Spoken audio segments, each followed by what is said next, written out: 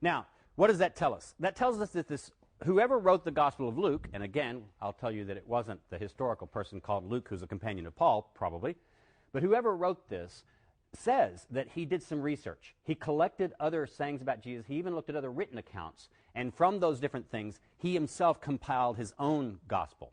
So we can tell that the Gospels start off with oral tradition that's being passed around, different sayings and stories about Jesus, and then gradually, but only about 40 years after the death of Jesus. The Gospel of Mark is in the year 70. If Jesus was crucified around the year 30, that's a 40-year period of time between the death of Jesus and the appearance of the first gospel that we possess, although there were other written materials being passed around during that time.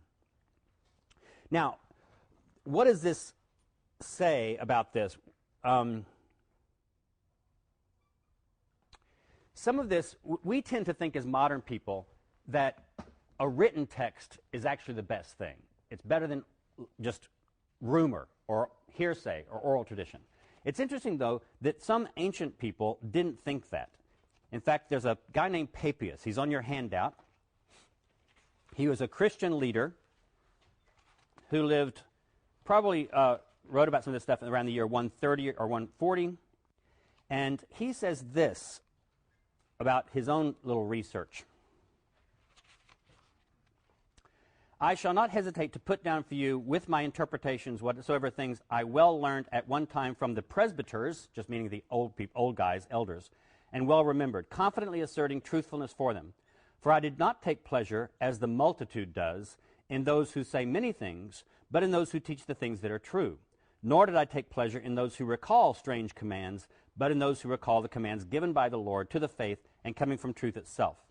But if perchance there came also anyone who had followed the presbyters, the elders, I made inquiry concerning the words of the presbyters, what Andrew or what Peter had said, or what Philip or what Thomas or James, or what John or Matthew or any of the other disciples of the Lord had said, and what things Aristion and the presbyter John, disciples of the Lord, used to say. For I did not suppose that the things from the books would aid me so much as things from the living and continuing voice. Notice what Papias says he's doing. He doesn't interview the actual apostles. He's too long after their death. But he tries to find people who are old men who knew the apostles. And he says he questioned them about what they said Jesus had said. That's interesting because it shows this continuing tradition. But it's also interesting, he says, he trusted that traditional living voice more than he trusted written documents. So that's important to keep in mind. The next time we see some development in how this New Testament starts coming about is around the middle of the 2nd century. We have a guy named Justin Martyr. He's called that because he was martyred for the faith around the year 150. He mentions the memoirs of the apostles. We think he's probably talking about the Gospels, but he doesn't actually use that term as much as he talks about the memoirs of the apostles. So he knows that there's written documents. We also know that around this time, there are several different things being passed around that look like Gospels. There's Matthew, Mark, Luke, and John, which are in our Bible. But there's also the Gospel of Thomas that we know about very early on. And then you've heard the news about the Gospel of Judas being discovered recently and published. So there's a Gospel of Mary. There are several other Gospels that are floating around in the 2nd century. So that's how these written documents came about. How did they settle on these 4, though? First, then, we have to talk about Marcion. I think he's on your handout. Is that correct? Yes, Marcion, who died around 160.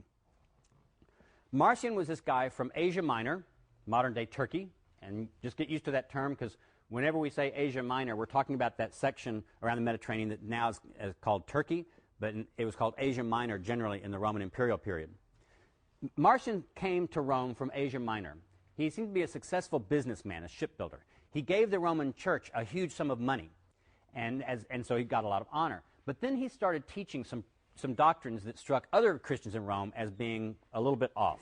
For one thing, Marcion said that the God who's mentioned in the Jewish scripture, the God who created the earth, is not the Father of Jesus Christ. He's a bungling or evil or bad God. He gave all these people these bad rules, and he punished them if they didn't obey the rules.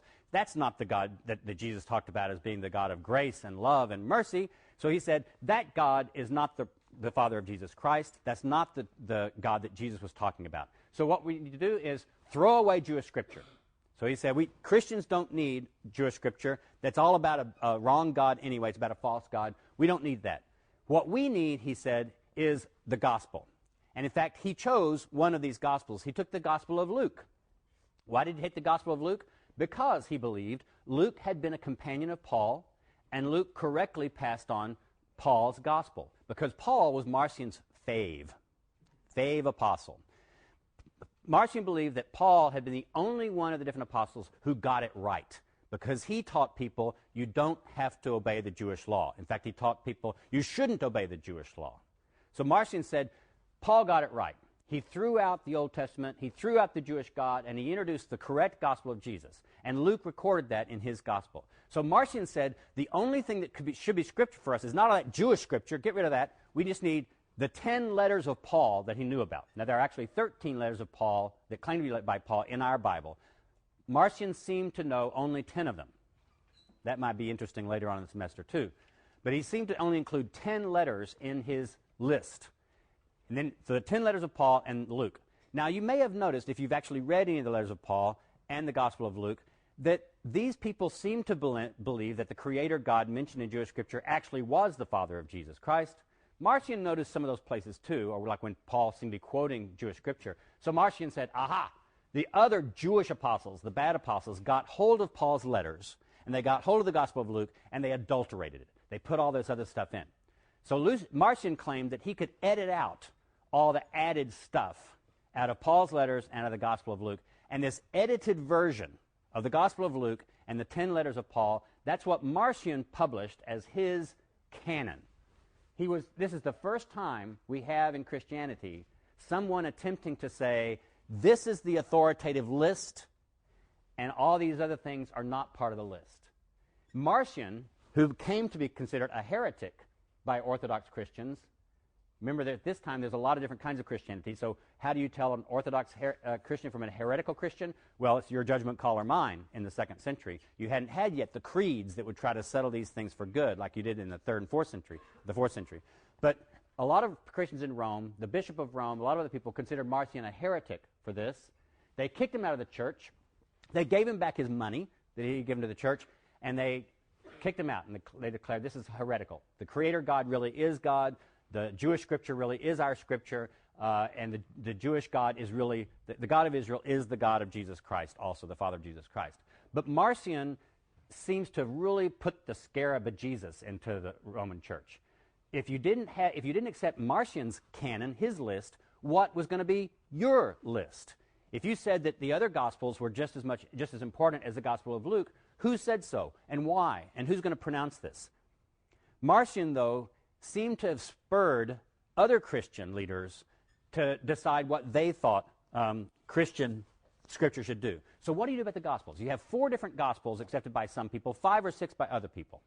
Generally in Rome, around this time, the 4 Gospels that we have in our Bible seem to have become the most popular accepted Gospels: Matthew, Mark, Luke, and John. Now, some people still try to figure out that you've got 4. Why do you have 4? So you have other people like Tatian. He's on your handout list, too. He decided to take the 4 Gospels and do an edition that would string all the stuff from the different 4 Gospels into one book. So he made what we call the diatessaron, which is just a Greek word that means through 4. He took 4 books and created one gospel out of it. You had other people who said, well, you accept the Gospel of Mark because Mark was a disciple of Peter. This is the way Papias believed. Elsewhere he said that Mark had traveled with Peter to Rome, and Mark wrote down Peter's version of the gospel. And so Papias said that's why Mark is reliable. Or people would say Luke wrote down the gospel that Paul had preached, so Luke was authoritative. They also said, well, Matthew was actually one of the disciples of Jesus. He's mentioned in the Gospels, so the Gospel of Matthew is also by a good one. And John also was believed to be that. Now, the problem with this is that Papias and these other people didn't really know what they were talking about. Papias, for example, thought that the Gospel of Matthew had originally been written in Hebrew and only later translated into Greek. This is wrong. Any of us who know Greek and know Hebrew can tell that the Gospel of Matthew was written in Greek. It doesn't look like a translation from Hebrew. So we tend to doubt all of these different traditions, that Mark was the disciple of Peter who wrote Peter's gospel, that Matthew was written by the actual disciple Matthew, that Luke was written by the disciple of Paul, and that John was written by the disciple John. Basically, what modern scholars believe is that all four of these gospels were anonymously published. They don't tell us who their author is.